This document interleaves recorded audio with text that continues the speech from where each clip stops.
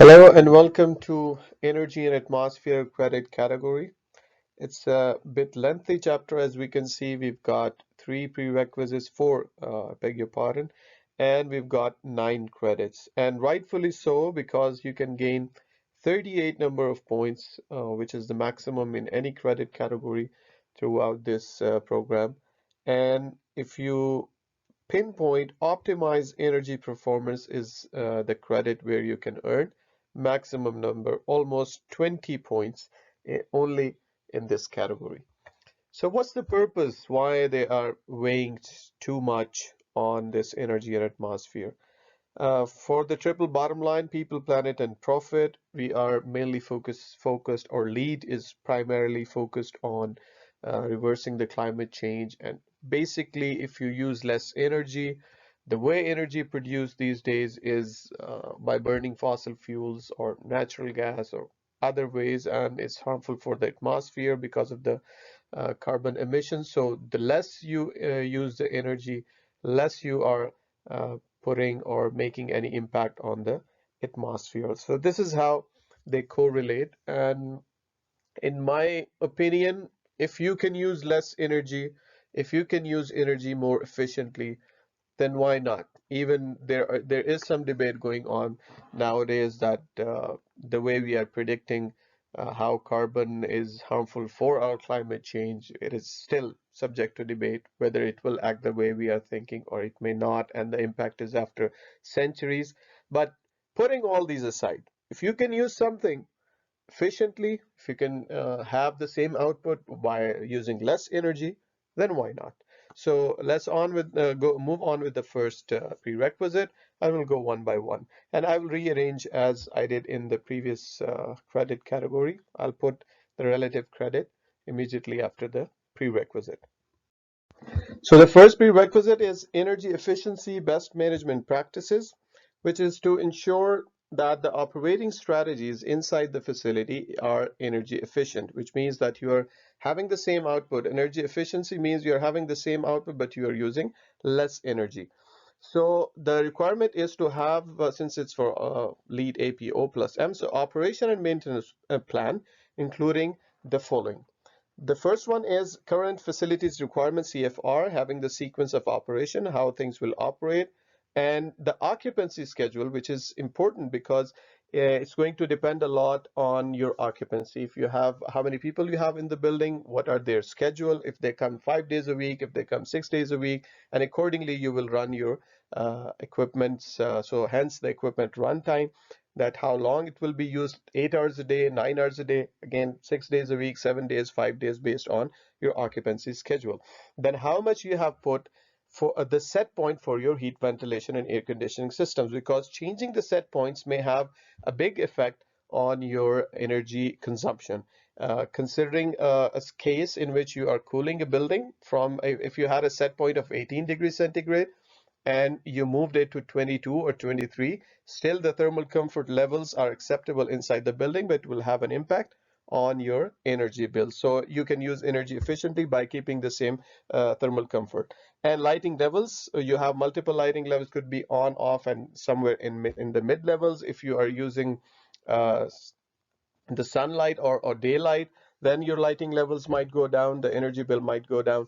Minimum outside air requirements for ventilation, any changes in schedules, if you have a vacation coming, if it's a long weekend, if it's the end of the year, the schedules might be changed, or just like we saw in pandemic, the schedules were changed. People were working from home, so it will have a big impact on your energy usage. Preventive maintenance plans, basically just to prevent anything that might happen in the future, like changing your filters or anything else. And system narrative describing MEP system, which is mechanical, electrical, and plumbing. And the requirement is to conduct an energy audit. Identify, I know everybody knows what audit is, just to see if the things are going as per plan, or if you are trying to find some improvement in it. Identified in ASHRAE level 1. ASHRAE is American Society of Heat, Refrigeration, and Air Conditioning Engineers. They have their own standards. It's a private entity, but whatever standards they release, they are used extensively by the governments to employ in different building line. So within 5 years, if you have done any ASHRAE level 1 audit, it is accepted. In the next slide, I'm going to discuss in not too much detail, but at least to have an idea what is ASHRAE level energy audits and what are the multiple levels of audit and for what reason they are done. So within 5 years, if you have done ASHRAE level 1, it will be accepted as a requirement and procedures for commercial building energy audits. So this is the prerequisite that you have to follow. You should have a plan, and if you have done any energy audit ASHRAE level 1 will be acceptable. So documentation is summary of preliminary energy use analysis and level 1 building energy audit and current facilities requirement plan and maintenance plan. For data centers, you've got another requirement, which is to have to use DOE, which is Department of Energy. They have came up or they have developed a tool or software, Data Center Pro Profiling Tool, to perform initial assessment of energy consumption. You can find the software on the link below. It will give an idea about how it works. You've got here inputs.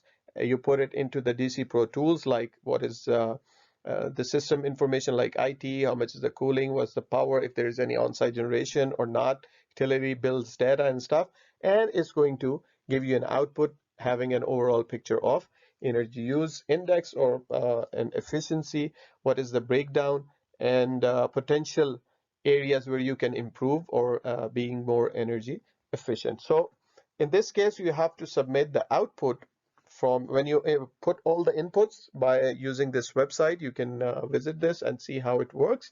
And when you put all these inputs from your facility, it's going to give an output which has to be shared in case of data centers. So let's have a look at ASHRAE energy audit. First of all, the purpose is to reduce energy consumption and save money. Now, if you walk into a facility and say that I'm going to give you a solution in which you are going to reduce the energy use, and it would be really helpful for the atmosphere or climate change or something like that, and you do not give them a number how much they are going to save in the money, this will not be attractive to anyone who is running the business. That's why if you are walking for an energy audit, you should not only tell how much energy they're going to save and or help the climate or atmosphere, but the only thing catchy or the only thing that's going to attract them to invest in this energy audit or in these energy efficiency measures is when you're going to show them how much money they're going to save. So this is the purpose, that you identify the measures and then you later implement them and try to save some money. Now, there are three levels of audit. There is one preliminary energy use analysis, usually called level 0 audit, in which you just take out the energy bill and see how much kilowatt hour per square meter is used and compare it to similar buildings. In the level 1 audit, which is called walkthrough audit, you move on to the facility and you need someone who is who has previous experience, and he can walk through the facility and can see potential improvements. For example, if they saw in their first tour that the facility is really very cold, like 16 or 17 degrees, which it can be set at 20, 21, and it might save you some dollars and it will not affect on the thermal comfort. They can see that the lighting use is fluorescent or incandescent and can be changed to LEDs. And if there are other like pumps, if they can find out that there are more energy efficient pumps available. So this is the basic level of the audit, which is level 1, rough costs and savings for energy efficiency measures. So you can see if there are any capital improvements possible, which then going on to the level 2. By the way, level 0 costs nothing, 1 almost nothing, 2 cost you uh, more than level 1, and 3 is the most expensive one. So this is how it moves. And who does that? This is done by mainly companies called ESCOs or EPCs. What is ESCOs? These are energy services companies, or EPCs, energy performance contractors. EPC is not used extensively nowadays because it is usually confused by engineering, procurement, and construction, which is a famous terminology for the big contractors. So you call them ESCOs. What ESCO does is they provide you guaranteed savings. They will go through your facility in case of level 1, and in case of level 2, it's the same thing, that they're trying to find out the opportunities to save some energy and in turn some money for you. But in this case, it would be a little detailed. They will give you energy use breakdown. How much is being used for lighting? How much is being used for heating? How much is being used for laundry equipment or something like that? Whatever you have usage going down for your facility. And it is going to give you cost and savings for energy efficiency measure. They will specify that if you do this, what we say in the lighting, if you retrofit the lighting, it's going to save you this much. If you retrofit the motors, if you change the chiller, for example, it's going to give you this much. And if you do these operation and maintenance changes, it means it's more explained, it's more detailed, it's more broken down into pieces. Level 3 is the most detailed one, and it's more refined, and it includes simulations, computer simulations based on softwares that is going to predict. And that's the reason that you need professionals, the simulating professionals or simulation professionals, to prepare this audit report. Now, after this audit, they provide guaranteed savings, which is simple payback, return on investment, costs, benefits, and risks. So they will come to you and give you a complete report saying that if you apply these savings, it's going to give you this much. If you invest today, the payback will be within this much time or this much period. So the energy conservation also serves triple bottom line, which we discussed, that the less you use the energy, the more it's going to save, and the less carbon emissions, because it's made by fossil fuel burning. So this is how it relates. So the level 1 and level 2 audits are for existing buildings. Mainly the existing building don't go for level number 3 audit, and usually it covers everything in these two levels. Because as I said, they are trying to find out if there are any capital projects or any major retrofits. Level 3 is usually done for newer buildings. When you do not have a baseline, you try to simulate based on some other parameters. So this is what ASHRAE Energy Audit is. I think that it might give a good idea. And let's move back. I have some pictures also, which this is another way of putting the level 1, 2, and 3 energy audits, and it's self-explanatory that level 1 is smaller, 2 is bigger, 3 is bigger, and in terms of money also, when the ESCO gives you an options, level 1 costs less, 2 more, and 3 the most. This is the energy use breakdown example. It's going to give you how much percentage is of energy is used by your equipments like refrigerators, freezers, TV, computers, lighting. It could change. It could differ from climate to climate, because if you're in a hotter climate, then the cooling load will be too much or the maximum, and vice versa. This is one of the sample or one of the energy simulation software where the simulation is being done for maybe lighting analysis, how much energy use breakdown could be done. This is a sun path showing on top. So in level 3, this is done. Others are done by taking the actual measurements on site. So I think this gives a complete idea, and I thought it might be important to understand the ASHRAE energy audits. Credit number 1 is existing building commissioning analysis. Now, what you are going to do? The purpose is to improve building operations, energy, and efficiency of the resource. Option number 1, we've got multiple options. Let's go through one by one. Existing building commissioning for 2 points, which is to have a commissioning plan, and we'll implement it in another credit, that is existing building commissioning analysis. So first of all, to develop a plan in which you will have your updated current facilities requirements, and you will have a commissioning team members and their roles signed clearly in this plan. Now, why commissioning is required? Simply just because whatever you plan, is it working according to the plan or not? That's the reason you have commissioning in place. What is the approach for facility improvement opportunities? and if there is any process of reviewing opportunities, and when it will be implemented, what's the schedule, and what is the eventual deliverables of this commissioning process. This is a plan, complete plan, and you have to submit this as a documentation as well. For data centers, in addition to the previous requirements, there is another tool, DOE, Department of Energy, Save Energy Now programs online, DC Pro Energy Assessment tool that is to be filled and submitted for DC. Now for data centers, there are some more stringent requirements, because similarly for data centers, we've got extra requirements in energy as well. For example, the first and foremost is that the cooling in data centers is required all the time, 24/7.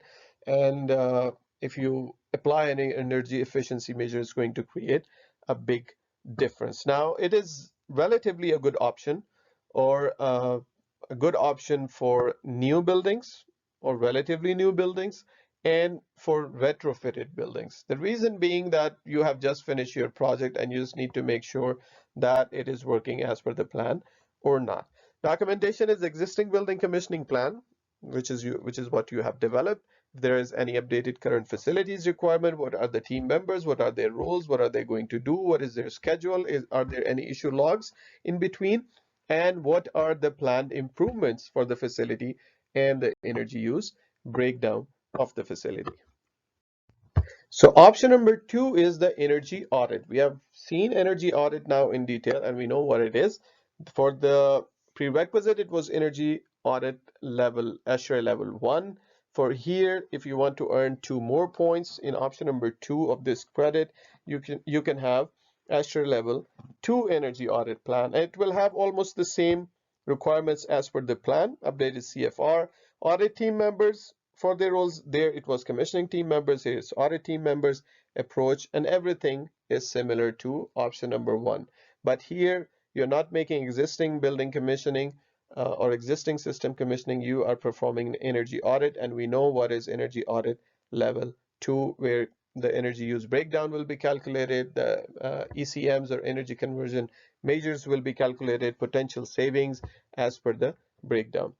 Now, this is good option for old buildings or potential retrofits or capital upgrades. Mean you are performing this energy audit, which is going to give you a result in which you have potential for big savings when you apply those energy conservation measures. For example, the biggest one would be in case in a place or in a climate where cooling is an issue, means it's a hot climate, then if you propose after making an energy audit level, ASHRAE level 2, that the chiller needs to be changed, then this is what capital upgrade is all about. So this is good for or good option, and definitely it will not happen when you have a currently newly constructed building, because definitely this would have been taken care of when in the construction. And even if it was not taken care of in that energy efficiency, keeping that in energy efficiency in mind, the owner might not be interested to make another big upgrade after he has just finished the building. So documentation will be similar to the previous one, but in case of commissioning plan, you have now level 2 audit plan. So this is the credit number 2, existing building commissioning implementation. You had a plan now, which you have finalized in credit number 1 for 2 points. Either it would be a commissioning plan or it was an audit plan. Now you have to implement that plan, and the intent is similar to improve building operations, energy, and efficiency of the resources. So what we have to do here is you have to implement no or low cost operational improvements. No or low cost that are not capital upgrades. So you have to implement them for now and develop a 5-year plan for equipment replacement and major modifications, which would be required by the energy audit ASHRAE level 2. And you have to develop tracking and verification program if it is working as per plan. And it has to be applied on all energy consuming systems, which mainly includes lighting, process load, heat ventilation and air conditioning. This is the biggest one all the time, district hot water, and if any renewable energy is installed.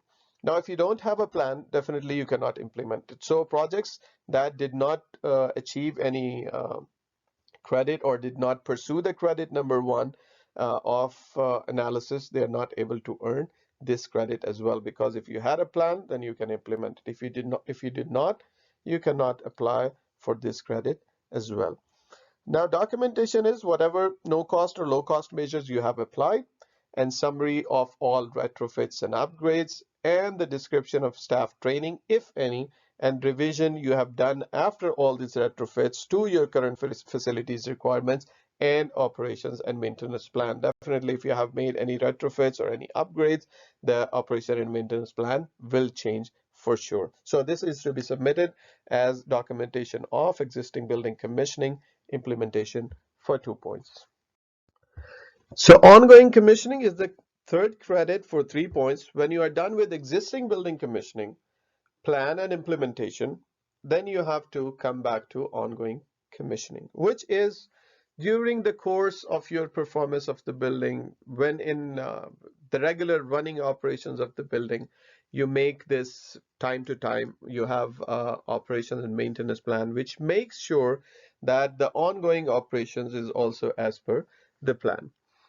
So requirements of CR1 to be met, which means that you have existing building commissioning plan in place and establish ongoing commissioning process, including the planning, how you are going to implement, or what is your plan about the ongoing commissioning, how would you monitor this commissioning process, system testing. As I said, that you have to test all along the way, all during the operations, that if it is working as per your initial plan or not. You will verify after testing that it is working as per the plan, and if you have any issue log, or if you have any issues which are recorded in the issue log, then you uh, apply corrective actions to bring back it to where it was supposed to be, how it was supposed to work. You will measure and you will provide the documentation, which could be in this case an issue log and uh, the answer to it, that it has been solved or not. And you will provide some staff training, which means that how they will make the operation and maintenance, or verify, and how they will measure, how will they are documented. So all this has to be done in this ongoing commissioning. Commissionings must occur quarterly for first year and later annually. So you have to have an ongoing commissioning process at least for this credit. First year it should be quarterly, so it will be done 4 times, and later once per year. And it should be applied to all energy consuming system. We have seen before lighting process laws, HVAC, DHW, which is district heat hot water, and renewable energy if it is applied. Projects not complying with CR1 will not earn this credit. So CR1 is connected to CR2 and CR3 as well. Documentation is ongoing commissioning plan, list of activities that you have done, the staff training or system testing or measurement, or issue logs and anything, and tasks that have been completed.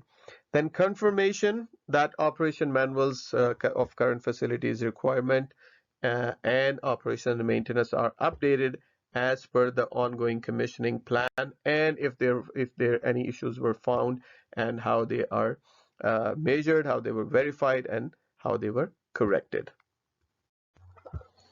Prerequisite number 2 is minimum energy performance, and the purpose is to reduce the environmental harms. How? If you use less energy, we have discussed this before, there will be less emissions. So reducing the energy use by establishing minimum operating energy performance. For this particular prerequisite, you should have 12 months history of your building's energy use. Can be calculated by the help of your meter bills, the way we calculate it for water. Now there are two possibilities. Either you compare, or your building is comparable to other buildings as per the Energy Star. Now what is Energy Star? I'm sure you have seen the logo, the one you can see in the top left corner of the picture, Energy Star. Even I have a printer, it has Energy Star logo, which means that it is energy efficient. That appliance is using less energy and delivering the same amount of work or task. So this is developed by EPA. Now, if your building, which is serving certain categories, if it is an office, it is a school, or any other task that particular this building is performing. So for that categories, we have different ratings in Energy Star. and to which they will compare. You will add the total gross floor area of your project and for what purpose it's using, how much is the occupancy. When you enter everything, then it will evaluate based on the data inside the Energy Star. It will give your building a score and how much energy you are using. Definitely, this is the main input. So it will compare and give you a score. This is the case one that your building should score minimum 75. Now, there is another possibility that the category of your building is not listed in Energy Star. So it will be case 2, not eligible. In that case, you will be comparing it with similar buildings or national average. So we will see it further. What does national average means? And there are further options 1 and 2. Coming back to this Energy Star, if you, I'm not sure if you're able to read it or not, so I'm going to read it for you. That these 5 cities have the most Energy Star certified buildings, means you have so they have scored more than required. Washington DC for 80, Los Angeles for 75, Atlanta is 328, New York is 299, and San Francisco is 292. And this is the logo I was talking about. In the middle on the right, you can see how this tool looks like. You put all your inputs and then it's going to compare your building, saying that your building scores 94, which is much better than the average in that area, which is 64. So the more information the software has, the more infographics and all the better your building is performing, it can calculate for you. So it also calculates that how much you are generating as carbon footprints, which is 27 million here in this case, pounds per year. So this is what it looks like when you have to make an Energy Star portfolio or Energy Star account for your building, no matter what, even if it is eligible or not eligible, because this has to be shared by US GBC. Option number 1 is to benchmark against typical buildings. Now, why we are making this benchmark? Because we know that our building or our project does not fall in a certain category, it's not comparable, or Energy Star rating is not available. In that case, we'll go for benchmarking against typical buildings serving the same purpose. We have path 1 and path 2. Path 1 is when national average data is available. Now, what is this data? It is the median energy performance. Now, what is median energy performance? It's like the usage of the middle of the national population. So whatever the number you have in terms of usage, 50% is doing better than that, and 50% is using more energy than that. Just for a quick example, if 100 kilowatt hours is the usage of or the median energy performance of the building, it means that 50% of the national population is using less than 100 kilowatt hours and 50% is using more. And based on this path 1, the energy performance of our project should be 25% better, means that we should show that we are using almost 75 kilowatt hours, which is 25% better than 100. Path 2 is that even when you do not have the median energy performance available, in that case, you will try to find 3 similar buildings.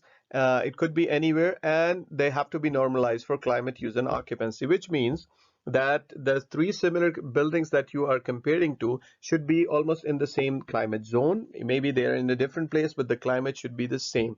And it is very obvious and very logical, because if you take a very hot climate and try to compare it with a building in a very hot climate and try to compare it with a building in a very cold climate, their requirements of energy are not the same, and hence the usage will not be. So we have to normalize it for the climate. The building should be serving the same purpose and almost the same occupancy, because otherwise it will not be a fair comparison. And 25% improvement should be shown. So we have to show 25% improvement in either case.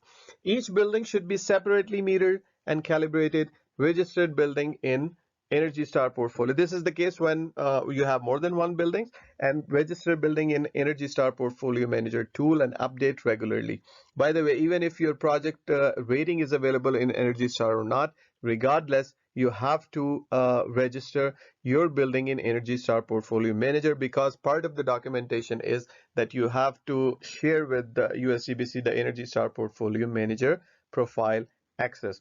Now, all these previous requirements in path 1, path 2, and even for the when Energy Star rating is available, it is based on 12 months data. So meter calibration report based on which you have calculated everything should be available. Copy of utility bills because based on which we have taken out our energy use.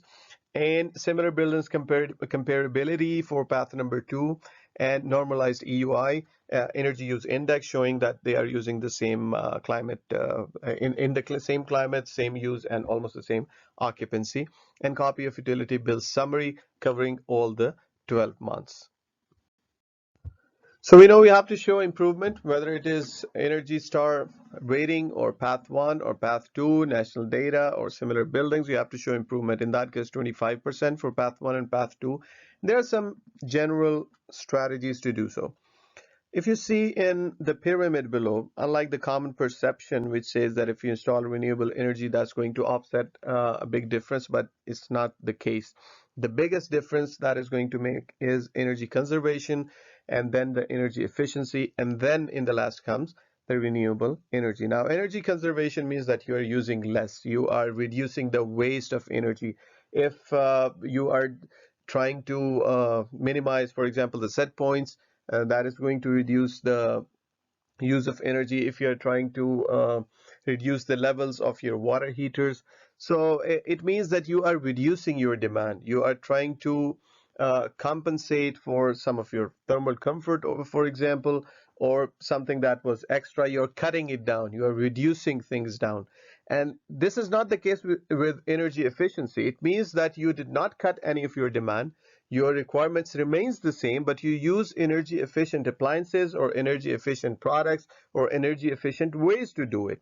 So this is the slight difference. But the first thing and the biggest thing that is going to make the difference is that you have to cut your demand. And the second is energy efficiency. And the third one is that you are producing anything on site and then using it. So demand reduction is the energy conservation, harvesting site energy is renewable energy, increasing efficiency is energy efficiency by using the same amount of work but smartly or efficiently, recovering waste energy. This is an interesting one, and that's why this is when you try to use that energy that is normally wasted in the atmosphere or wasted in the drain or anything similar. Now, in the figure on the right, if you see that the black is the drain water, hot water is the red line, and blue is the cold water. Now what happens is cold water is, for example, coming at 13 degrees centigrade, and the hot water is heating the water to 55. Now, even after your shower, the water that you have used, the hot water, it does not go back to 13. It's almost somewhere around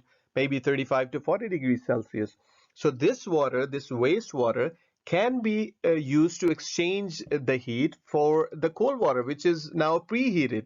So this preheated water, that is the green line, is going to the water heater. So it means that if you would have put 13 degrees centigrade water and then heat it to 55 degrees Celsius, you would have used more energy. But the wastewater, which was at 40, has made a heat transfer to your cold water, and maybe it has brought it somewhere around 25. So now you have to heat 25 degrees water to 55, which will use less energy. So this is what it means to have recovering the waste energy. Similarly, the figure on the left, in which you have considering that you are trying to cool a space, and the return air from that space is not hot. It's not as hot as the air intake from the outside. So this return air is not totally exhausted, but some of this return air is mixed with the air intake, and thus reducing the temperature, or lowering the temperature down of the air intake, and which means that if you are cooling it, it might now need less energy to cool it back. So this is how you can recover from any waste or any energy that would have gone to the atmosphere or to the drain. And there are certainly different ways to do so, but these are the examples which try to establish what is meant by recovering waste energy. Option number 2 is to benchmark against historical data by comparing 12 months of your own performance with the past 3 continuous years out of 5, which means that your building should at least be 4 years old. You have previous 3 years performance, then you have 1 year of your own data, and then you have to compare it and show 25% improvement. So for the prerequisite, all throughout you have to show 25% improvement. In this case, you have to compare with your own building performance. And documentation almost remains similar, meter calibration report, because this is based on which you are calculating your usage. Energy Star Portfolio Manager profile access is mandatory, whether you are in any of the options, copy of the bill, source EUI, energy use index, and calculation supporting improvement. Credit number 4 is optimize energy performance. The maximum number of points you can achieve in any credit up to 20 points, and we'll follow the same pattern of the prerequisite. We've got two cases. The case number 1 is when Energy Star rating is there, and the minimum requirement for the prerequisite was to have the score of 75. And for case 2, when it's not eligible for Energy Star, we've got two options. So when you are scoring more than 75, then this table will determine that how many number of points you earn. From 76 onwards up till 95, you're able to earn from 3 to 20 points. So if you have an Energy Star rating and you score, for example, somewhere 85, you'll get 12 points. And as per the table, you're going to earn the points. So this is where you can earn maximum number of points. And if you compare to the certification levels from 40 to 49, you earn the certification. So half of them can be earned only from one credit. Documentation is meter calibration report, because it's based on which you are submitting. The Energy Star Portfolio Manager access, copy of utility bills, and energy performance. Option number 1, following the same path, 1 to 20 points maximum. If you had opted for path number 1 in prerequisite, any improvement above 25% will earn you points up to 20 points. We'll see the table based on which it will be awarded. For path number 2, you can earn maximum 14 points starting better than 25%. The figure below you see, it's basically shows the median national average data example. This is one of my assignments that I did, in which I took out this median national average data from EPA website, and you can show improvement from the energy use intensity of certain. So this is the first table. If you have gone for path 1, 1 to 20 points, starting from 26 to 45, 45%, basically these are the percentages. So up till 45% improvement, you can earn 20 points. And for path number 2, where you are comparing with similar buildings, showing more than 25% of improvement is going to earn you from 2 to 14 points. But it's not continuous. It's 2, 4, 6, 8, and 14 points based on 27 to 45%. The documentation almost remains similar. Normalized EUI is required in this case. And the copy of the bills, the meter calibration report, and the manager profile access is kind of constant. And if you have gone for option number 2 in the prerequisite, where you benchmarked against your own project, the previous out of previous 5, if you have gone for 3 continuous years energy usage and then showed improvement, then any improvement over 25% is going to earn you points based on the similar table that we have seen in path number 2. 2, 4, 6, 8, and 14 points are possible. But in credit, you've got one more option. That is basically the combination of the two.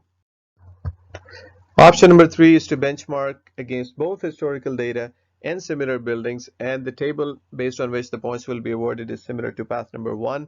Any percentage improvement above 25 means 26 to 25 is going to earn you 1 to 20 points. An exemplary performance is possible of 1 point. If you achieve 97 score in Energy Star rating in case 1, or 47% in this option in case number 2, option number 3.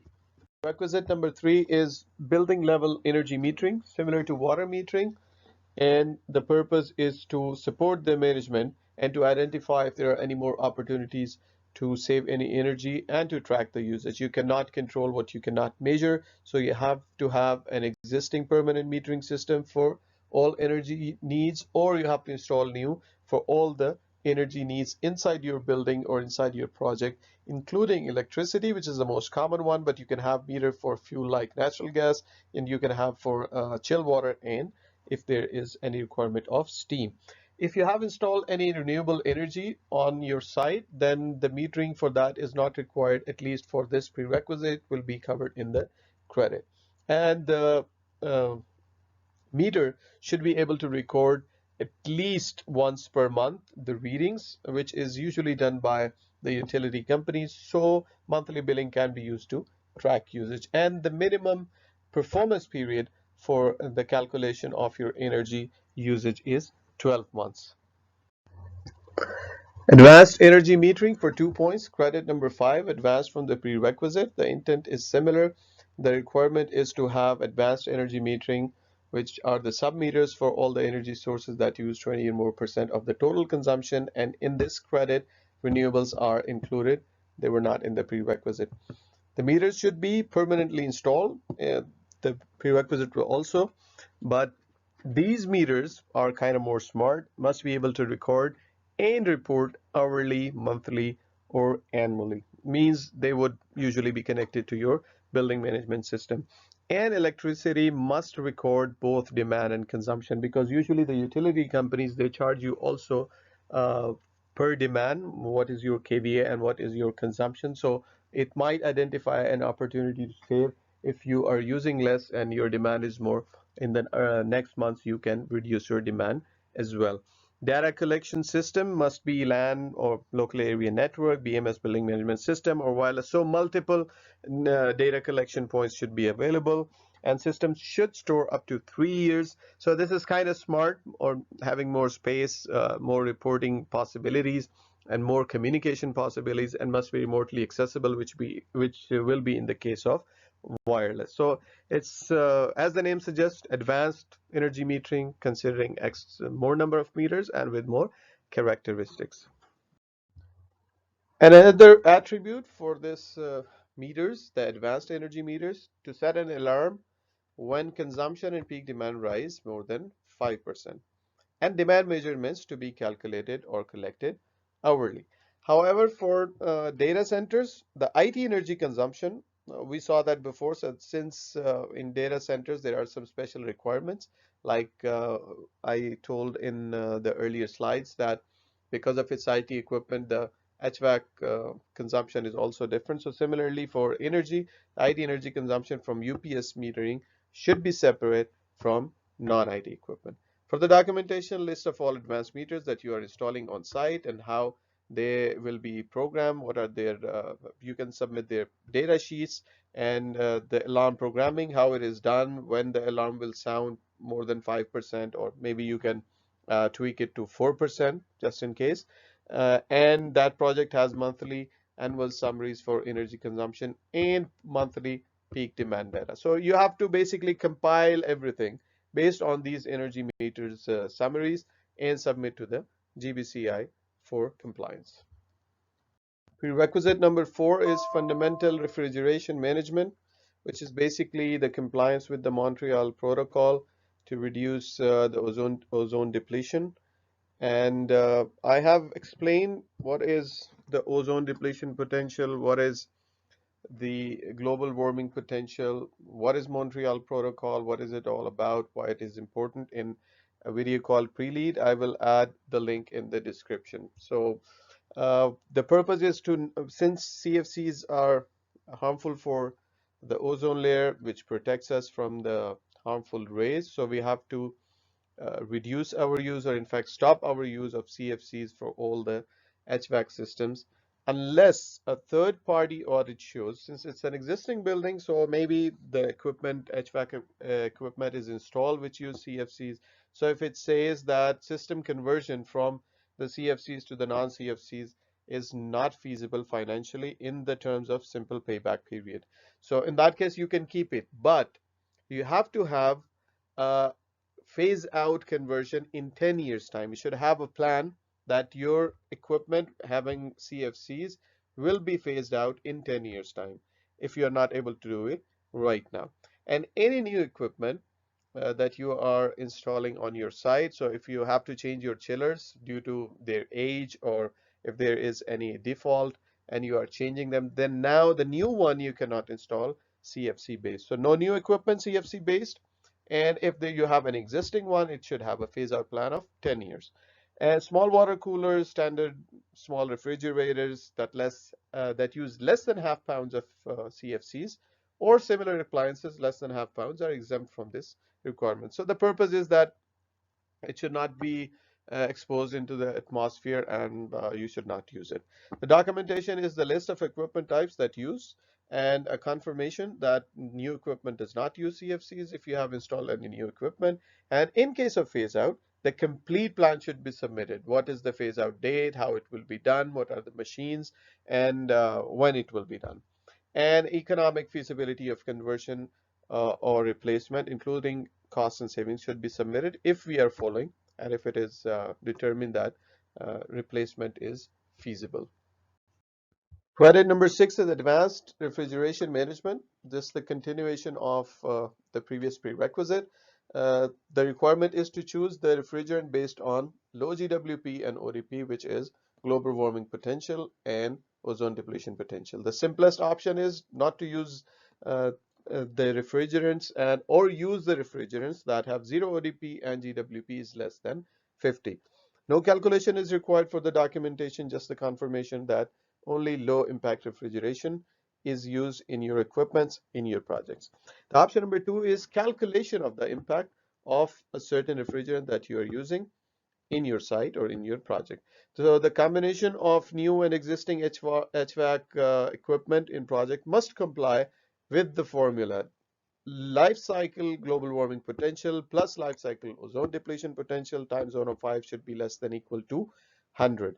There are so many factors that contribute to life cycle global warming potential, and it's a complex formula, and for sure they will not be asking it in the exam as well. But the idea is that you need LCODP, or life cycle global warming potential, refrigerant leakage rate, refrigerant charge, equipment life, which is taken usually 10 years default. After putting in all these values in that complex formula, you can come out with the number and verify that with your with your refrigeration gas or the refrigerant that you are using is not harmful for the atmosphere, or at least within the limits.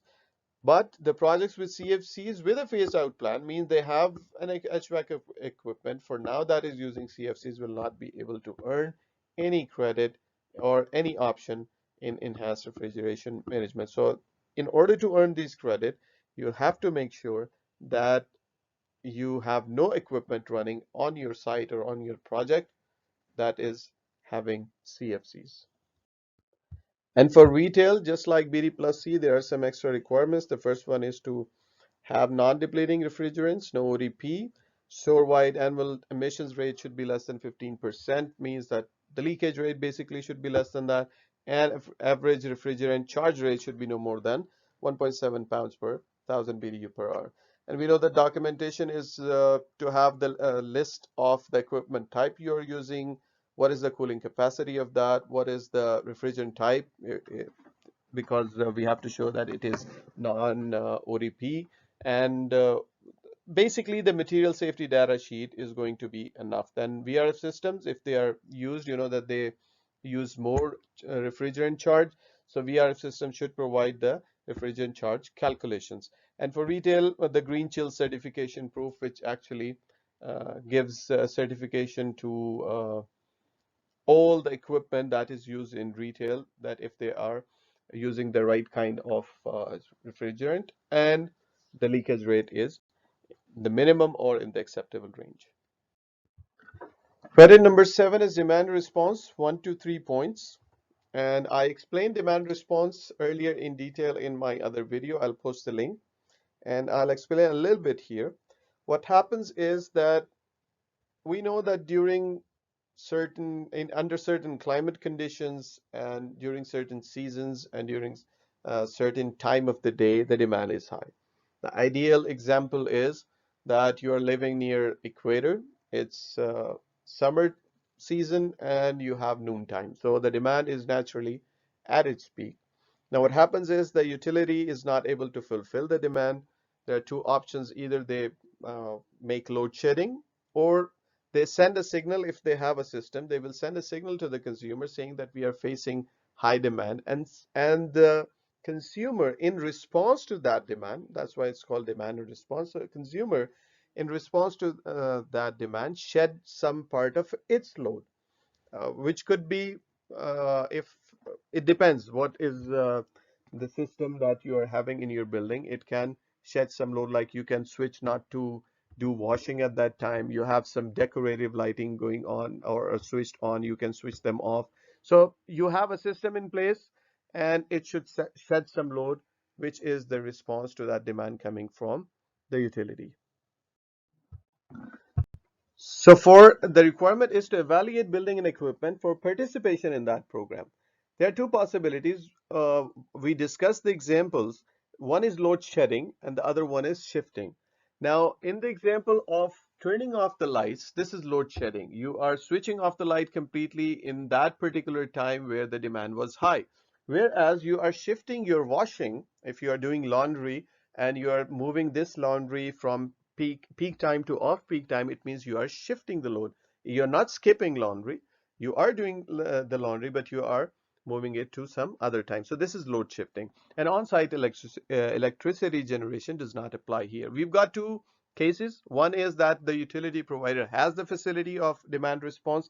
In that case, as our project and our building, we must agree to participate in demand response program for 1 year with an intention of multi-year renewal, and we should be able to shed almost 10% of our estimate peak electricity demand. And buildings, as a system, mean we've got demand from the utility provider. We should be able to do or reduce this load shifting or load shedding by some system, or it should be able to respond automatically or semi-automatically. Means we will take the system, or we will read the signal from the utility provider, and we should have a system in place in our building that should be able to respond at least semi automatically to that demand. And the minimum reduction is 10% times the peak demand, which means that we are shedding 10% of our load. These are the three possibilities. We've got manual response, we've got semi-automated response, and we've got fully automated response. The first one, which is not acceptable, is that you receive a DR event via email, phone, text, or via internet now, and someone himself makes a decision that either they will participate or they will not. Means it's not automated. If this guy is not here, nobody is going to know whether there is a DR event or not. And the DR or the response to that demand is initiated by people. Mean if in case you receive a demand, a person receives it via email, text, or over the internet, and he sends another signal to some people shutting off some load. Like he asks it's a facility operator, so he asks some of the workers to switch off some lights, or uh, in case he asks them to stop the laundry.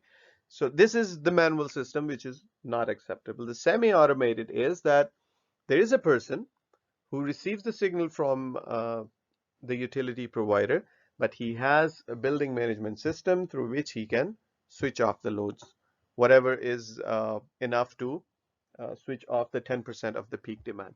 Then there is fully automated. You've got a building management system in place that will receive the signal from the DR or from the utility provider, and it will implement as per the plan. It will reduce, or it will shed, or it will shift the load 10%, and there is no human intervention whatsoever. So the first one is not acceptable, as in to earn any points in this credit.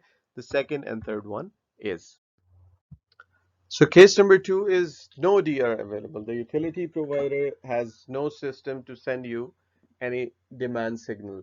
By the way, the first one, when DR was available and you were responding to it, or shedding some load like 10% of the peak demand, either semi-automated way or in a fully automated way, you're able to gain 3 points. But in case there is no DR available, you as a building or we as a project should be ready that in case if DR comes, we are able to respond it semi-automatically or fully automated. So provide infrastructure for future programs. If it comes by the utility, you are ready, you can sign the agreement and you can shed 10% of the load. And it has to be reflected in current facilities requirement and operation and maintenance plan. The case 3 is permanent load shifting. This is what I said, that you will shift the load. It is basically not efficiency involved here. You're not trying to reduce your total load, or you're not trying to reduce the use of your energy. Basically, you are just opting to use the energy out of the peak period. This graph actually explains the load curtailment is when you actually reduce the load or the time in which you have a peak, you reduce the total load. The same example that you are switching off the lights, and it's not possible that you need light at 5 p.m. and you will get the light at 3 p.m. No, that's not the case. So at in the switching off the light, you are actually curtailing the load or reducing the load in that real time. But in case of the washing or anything that you have shifted from this time to some other time, it will be called as load shifting. So case 3 in permanent load shifting, you know that you have certain time of the day you have demand, so you distribute your energy usage in a way that you skip the high energy usage, like using some certain kind of appliances, and move it on to the other times where there is no peak demand. So demonstrate that 10% of your load is shifted by the system. There are some other ways as well, like you've got water storage. In case of chillers, you can use water and ice storage systems in which you save the energy in off-peak time and then switch on to the storage and use the energy stored in ice or water system and run. But this might be a little bit complex. So the simple way to learn is that you have shifted the load. So identify all load shifting measures corresponding peak and off-peak loads for each measure. Whatever you have done, if you have shifted the laundry, if you have shifted any cleaning or any other equipment, you have to mention, and it should all end up like 10% of your total peak load. So the documentation, one of them is consistent in all the cases, the evidence of the ability to shed 10% of the peak load, because either you're load shifting, either the response demand response system is available or not. This evidence should be submitted and it should be reflected in current facilities requirement and operations and maintenance plan. Something that is exclusive for case number 1, because you have a system that can respond, and you also have the utility provider that has the DR system installed. So you should submit a proof of enrollment in that program for minimum 1 year, and it should be renewable to multi-year. The intention should be multi-year. Now, something exclusive for case 3, which is permanent load shifting, for 2 points, that you have to submit what load you are shifting, and something for case 1 and 2 only, which is that your building is ready to shed some load in case of DR event. You have to submit or perform a complete test and action plan in case of a DR event. Credit number 8, the last credit of this category, renewable energy and carbon offsets. We're going to see in detail what is meant by renewable energy and carbon offsets. The main purpose is to offset or reduce the greenhouse gas emissions which otherwise would have been used from the local grid, which produces the electricity by emitting or by burning any fuels. So the requirement is to demonstrate at least one or both of the following: that at least some portion of the building energy is met by the renewables. You can have a PV system in place, you can have wind turbine, small turbine in place, or there are some other renewables. We're going to see it in the next slide. Then a minimum 2-year contract in place to purchase green power. Now, what is green power? REC is renewable energy certificates. We have next slide to explain, or carbon offsets annually. Must have come online after January 2005, means these RECs and carbon offsets. And any renewable energy sold back to the grid does not qualify. It means if you are producing energy, then it has to be used by your project, then it will be counted. If you are selling it to the outside, then it will not be counted. Now, RECs or renewable energy certificates can be used to mitigate scope 2 emissions only. Now, what are scope 2 emissions? Then carbon offsets can mitigate both scope 1 and 2 emissions. I think we'll have all the answers in the next slide, but in order to calculate the number of points is easy. Renewable energy generated percentage, or how much we have offset, is divided by 1.5%, and energy purchased or offset from the carbon offsets divided by 25%. So if you buy the carbon offsets for all 100%, even for your project, the maximum number of points you're going to earn will be 4. But collective, you can earn 5 number of points. So first have a look at scope 1 and 2 emissions. The first one is directly emitted from the building, like burning coal or burning gas for heating or some other purposes. And scope 2 are when you are using the electricity. It's not under direct control of the project. You're using electricity which is coming from a grid or coming from a utility provider who is producing that electricity by burning fossil fuels and releasing or emitting the greenhouse gases in the atmosphere. So it's not directly under your control. It's not the first product you are using. Now, what are RECs and carbon offsets? It is established that RECs can only mitigate scope 1 emissions, and carbon offsets can mitigate both scope 1 and scope 2 emissions. So what are RECs? Under normal conditions, you have the utility provider, he puts on the electricity produced on the grid, and it is used by the consumer. Now, if there are more than one suppliers and more than one way of producing electricity, in this case, we have one renewable source and the other source is by fossil fuels. So once they are on the grid, there is no way to differentiate that which electricity has come from the renewable sources and which electricity is coming from the fossil fuel sources. They are completely integratable, and it's like mixing the two waters from different bottles. Now you cannot tell that which water came from which bottle. So they generated RECs, or renewable energy certificates. I think 1 megawatt hour of electricity, when it is produced, you've got one REC, and we as a consumer can purchase REC and claim that we are the one who are using the renewable electricity. So this is what is the concept of the RECs, whereas the carbon offsets, which can also offset the scope 2 emissions, is like you are emitting the carbon dioxide or greenhouse gases in one place, whereas some other projects in some other parts of the world are mitigating the effect of carbon dioxide somewhere else. Like you are mitigating in China, oh, sorry, you are releasing in China, and it's being mitigated somewhere in Bhutan because you are planting the forest there. You are making a facility that is producing the electricity by photovoltaics, which otherwise would have been produced by some fossil fuel sources, and it would have generated this much greenhouse gases, and it would have been harmful for the atmosphere. So there is a equivalency that how much you are mitigating the effect which otherwise would have been released as a greenhouse in the atmosphere. So this is the concept of carbon offsets, that you are mitigating the effects of carbon in somewhere else around the world. And these kind of projects like energy efficiency project, alternative transportation biking projects, or renewable energy production can mitigate the effects of the carbon dioxide produced in some other parts of the world. So now I think it's a bit clear what are RECs and carbon offsets and how they can uh, mitigate the scope 1 and 2 emissions.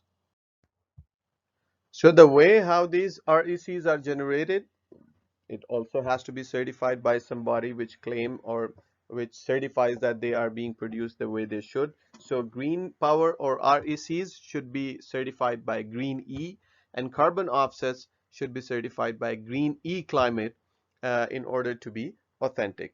Now the allowable renewables, we know that the most common are the first two, the wind, because it's also very much adopted in Europe and you can see it from very far. So it's not uncommon these days, and also the photovoltaic cells.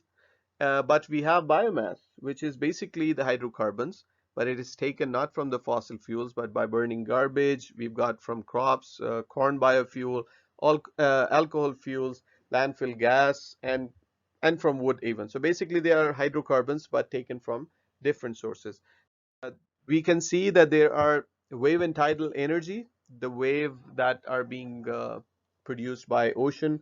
They can also be used to turn some turbines and turn it into some effective electricity production. And then we have got geothermal. We know that under certain depth of the first layer, the temperature is constant and we can use to transfer the heat. And we have the low impact hydro, which is basically the dams as we know. And you can see or have a look at this Green E and Green E climate certified details on the following link, green-e.org. So the documentation required would be the total energy use, because we are using renewables percentage as an offset from the total energy. So we should have a reference point of the total energy use, which can be taken from any prerequisite in the minimum energy performance if we have calculated, or in other credits where it was required. 2-year commitment with Green E-Power REC or carbon offsets, and the points calculation that are based on the formula, which was the renewable energy percentage by 1.5 plus carbon offsets by 25%. Now, even if you have used all the 100% with the carbon offsets, divided by 25 is the maximum number you can earn for. But in case of renewables, whatever is the number, the collective number by adding both of them cannot be more than 5. So that's the reason we have a cap of 5 points. An exemplary performance of 1 point can be earned if you have offset or use 10% of total energy that is produced by renewables, which would be quite an achievement. So this brings us to the end of this credit category, and we will be continuing with the credit category of materials and resources. Thank you very much for your attention.